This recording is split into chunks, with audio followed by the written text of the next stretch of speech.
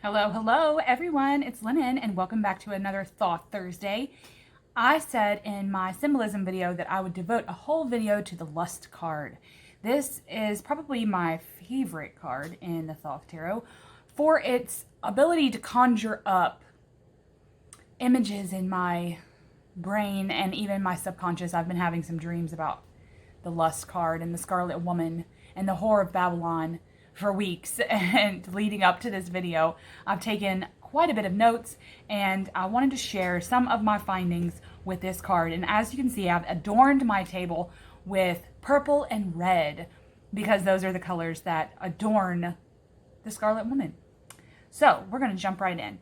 A lot of this video is just like noteworthy, but not necessarily all, what I meant to say is not necessarily all symbolism of the card. I wanted to go over everything that I know and love about this card. So let's get started. And I'm dangled up with all of this bracelet that was given to me when I was a child, and it has all these beautiful coins on them, and it just made me think that if I was embodying the Scarlet Woman, I would wear something like this and just be beautified. So anyway, the Book of Thoth says that lust implies not only strength, as this would be strength in any other system, but the joy of strength exercised.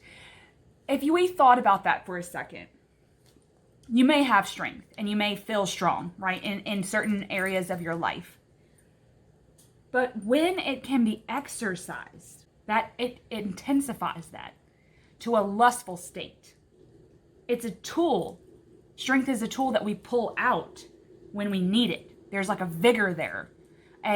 When we feel strong, there's almost an embodiment of strength. Not necessarily having strength, but embodying strength. And that's what the exact lust of this card symbolizes. Now, this card, in my opinion, represents the notion of taking and feeling no guilt. For me, there's just no shame in the pose of the figure here. This in control of her own abilities, almost. There's a strength in the reins that she's holding, and the fact that she's not like fearful of riding this seven-headed beast, No one can or will deny you but yourself. There's no denying that she is standing in her own power. And I think that is where lust exercised is key here. She's exercising her right as herself to be strong and have the strength. It's almost like a not given AF about anyone but yourself. Almost there's a selfish take here that when you have to exercise strength, and when you do exercise strength, there's a selfishness there that has to be at play. This card, it also represents the higher self in a way. I feel like it's represented up here where she's holding the Holy Grail. It's again on selfishness, but this higher self lust that is attainable, and you have to have the strength in order to gain the enlightenment here. There's a disillusion too with the higher self. There's a pleasure in connecting with our abominations, because in her cup, which is the Holy Grail, another take on the Holy Grail, I'll say, okay?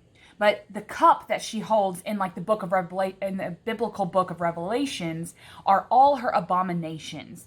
And there's a lust, there's an ecstasy there when we are holding our abominations, when we hold all of the things that we've done wrong, okay? And I'm going to do the quotes there because wrong to me is the wrong term to use. But for lack of a better term here, the wrongs that we've done. There's a wrong that we've done to others and wrongs that we've done to ourselves. Holding on to that is, again, holding on to our own power. A turning point where we no longer give a fuck that the lust and the strength that we are exercising is to benefit us. Whether or not that be standing in our own power, we have to acknowledge all that we have done, good and bad or evil. There's a line in the sand here of morality that this beast is just eradicating. He's stomping the hell out of that line of morality here. Now, on the tree of life, the path that lust is on is the center path from Gival Ra to Hesed. Okay? That would be strength and mercy. It's that path that leads to and from strength and mercy. So strength being Gival Ra here, it's not necessarily strength. It's strength and mercy because the path links the two on the tree of life. And we have to take that into account as well. It's between the paths of the Empress and the Tower. So if this is sitting here and the Empress and the Tower are like this basically, okay, what would that look like? How do we make those associations as well? What play here would strength/lust play with the Empress and the Tower? This sacred feminine figure, right? Which I'm only saying sacred feminine because in the tarot, I feel like the Empress is the ultimate, almost the ultimate manifested feminine here. So this manifested feminine, and then the lightning, the Tower card, this abysmal like mouth in the Thoth that's drawing out all this fire energy, this energy that we are blasting out because we are ourselves finally. We have shed and transformed and we've done all of these things. So it's like there's this baseline over here that is the sacral manifested feminine, right? And then as we grew, we've shoved shit in the shadow and we've blasted ourselves with how to be this manifested feminine over here on the tree of life. But then we have the Tower, and in between is the lust card. This play on, yeah, we may be the sacred feminine, but we have to be completely ourselves, hold our abominations in this sacred cup, and we get the lust card. So see, in this particular system, it wouldn't be just strength because we're playing here on the strength of the sacred feminine and the strength of eradicating everything that is not us. That's why shadow work is so important. That's why I think that at the base level here, the lust card could be the shadow work we do to achieve the ultimate us. And that's going to be a journey, just like the rest of the major arcana. There's a hope that lies in the major arcana. There's a not necessarily a hope. They're almost unattainable for humans, but there's a hope that lies there. This hope that we will finally get there. We have to achieve all of these things to gain enlightenment, right? And there's a hope there that I think. I believe that there is a play here for the balance. We're afraid to reach the balance. We don't want this passion. We don't want this unbridled lust, and it means we have to go bareback, and that can be scary, to let go of our inhibitions to become ourself, or to listen to our higher self. There's a fear there, and we have to let go of that fear. I believe that the lust card stands at the precipice of climbing onto the back of this beast, being ourselves, right before we cleanse ourselves in the waters of the hanged man. There's a precipice of time here that we have to get on the beast, and we have to acknowledge the beast exists. We have to acknowledge our inhibitions and our abominations in order to cleanse and become baptized in the waters of the hanged man. Okay, the Hebrew letter for this is Teth. Now, Teth means serpent.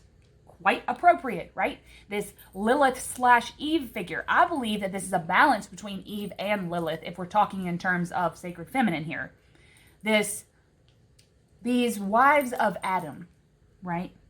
This call of Lilith standing there speaking like almost this ethereal feminine being, speaking like, I am myself. I don't need this man. I don't need this man. I am a demon in my own right. I am a demoness, and I'm going to ride the beast. I don't have to submit to the beast to ride it.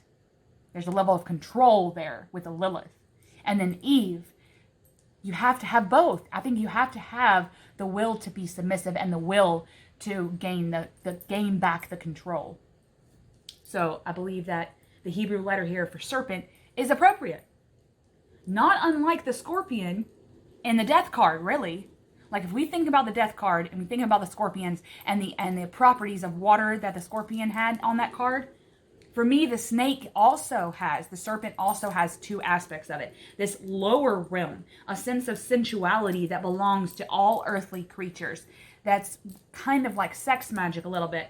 And then there's a higher rising symbolism, the connection with divinity, the sense of blind faith that when we do let go, we'll be free. We see a lot of zodiacal symbolism in the tarot, right? And in the Rider-Waite, there's a lion and a figure that's prying the mouth, either open or closed. A sense of control there as well. I believe that there's a hidden symbolism in the Rider-Waite. And with Crowley's deck, I feel like, and I keep pronouncing that wrong, I'm sorry. I was told that in a comment. And I apologize immensely if I am pronouncing that name wrong, but I've been told it's Crowley. So I may mess up again because I'm only human. But I've been saying Crowley for like years now. Thank you, Supernatural. But anyway, there's a lion, right, in the Rider-Waite. But it's because that this card is associated with Leo, which is ruled by the sun. Lots of solar energy here. It's the most powerful of the zodiac signs, in my opinion. The 12 is Leo in the sun. And it represents the act of a marriage between you and your primal needs. I always associated the strength card in any system with those primal urges, those base urges, almost Neanderthal-like urges.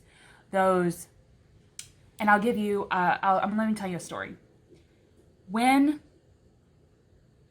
Let's just say, when my partner gets home from work, right? I rub my cheek to his cheek, right? And I never really thought about it until he pointed it out. And he said, "Why do you do that? Why do you rub your cheek on me?" And I had no clue that I was even doing that. I thought, like in a hug, right? Like I would hug him and I would rub my cheek on him. And I looked it up, and I think in an article from years ago in Psychology Today, it was talking about the primal urge to mark your partner, mark your mate with your scent. And that's a primal urge. And I have been so in tune with my primal urge that's why I do it to my partner. I'm marking him with my scent, with my pheromones that come out of behind my ear. My pheromones sensors are in the top of my head and in the back of my neck, like where my bottom of my ears.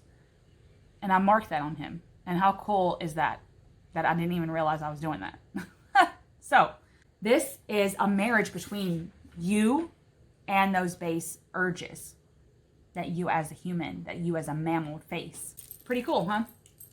Now, the Scarlet Woman here, okay? I've mentioned this as the Scarlet Woman before, this Babylon figure from the biblical book of Revelations. There's a lot of information on her, and I have Babylon in my practice, like in my witchcraft practice, as a form of the feminine, and I study on her a lot, and so that's yet another reason why I love this system, because it pulls me to Babylon, and it pulls me to that sacred feminine that I didn't even know I needed. I didn't even know I needed it. Now, the Scarlet Woman, she rides unashamedly on the back of this lion serpent. Now, this is technically the seven-headed beast from Revelations. But what it's doing is it's mixing the serpent of Thoth, which is the Hebrew letter, and the lion of Leo. It mixes those two. I think that's why the symbolism is so powerful with this card. The lion serpent, which is this right here, and I will leave an actual picture of what this specific symbol of the lion serpent looks like below. I'll just put it, like I usually do. I'll put it in a drive file for you to download, and just a regular picture of what this looks like. But it's meant to look like the tail. But the lion serpent is a symbol of the demiurge. Now, in terms of Crowley, a demiurge is an artisan of sorts, a figure who fashions the universe, okay? not necessarily the creator. So let's say there's a creator of a puzzle, okay? He created this creator created a puzzle. But then they create the puzzle, but we get the box full of pieces as a fashioner. And then we fashion the puzzle out of those pieces. So then we become the fashioner. So we become the demiurge, not the creator. We're fashioning the universe out of these, whoever the fashioner is, where the demiurge fashions things out of pieces left behind from something else. So in those, and I'm not sure if the demiurge is the thelema, or like almost like a Kabbalah take. I believe the demiurge here is how Crowley believes the universe was formed. Is there was a creator that formed everything that was out there, and then when the Big Bang happened, because there's a big take with Crowley about the science to back all this up, and once we had the knowledge of the Big Bang, the creation story really didn't add up, right? So therefore there was a creator of space and time and all that, and then the Big Bang happened, something else, this demiurge, fashioned what the universe is now out of those pieces left behind from the Big Bang. Which is pretty cool if you think about it, which makes a lot of sense. There has to be something out there that created onto the glyphs of time, But puzzle, back to the puzzle. Puzzle is an activity to be done alone, mostly, right? That's something I do alone, only because I'm very OCD with puzzles. Not really in my everyday life, but with puzzles, I tend to be OCD. If someone else is doing their own thing over at the corner and I'm doing my thing down here, I'm like, okay, stop. I need to do this myself, right? I just kind of feel like that with puzzles. So mostly it's a activity done alone, right? Therefore, what would the woman be in this, the Scarlet Woman? The feminine counterpart to the fashioner, right? I believe that's why alchemy is so important, because there's a play here in alchemy in the Thoth system that's not present in the others. Let's pull the feminine back to the universe because it has been trying to become erased. In Abramelin type of religions, the feminine's trying to be erased. It's Judo-Christianity, the feminine's trying to be erased. And that's why alchemy is still relevant today when we look at the base forms of alchemy. So as the feminine counterpart to the fashioner, then what would she be? She would be the box. The box that the puzzle pieces come in. The vessel. Right? The vessel in which all the puzzle pieces reside. That's my take. That's what I got. I got that epiphany a few days ago, and I just thought, wow, she's the vessel. She's the box that the universe came in, wrapped up in her scarlet and purple robes. Now, Crowley states that this sacrament, is a formula for attaining initiation. Now, this is interesting because when I hear initiation, I think of like priests and priestesses, right? It makes me think of Mary Magdalene, right? And in the Bible, it says that 7 devils were cast out of her. But what if these devils that were cast out were a form of initiation for her? Some scholars actually theorize that this was an initiation, those 7 devils cast was an initiation process into her becoming a high priestess for Jesus. A search for wisdom as the vessel of the universe. Sophia, right? Again, a high priestess, the path in the tree of life, it spears through the lust card. Spears right through the lust card. If the high priestess is like this, the lust card is like this. It spears right down through the lust card. Lust with the light of Keter. Through the initiation process into becoming the high priestess, the feminine counterpart of the universe.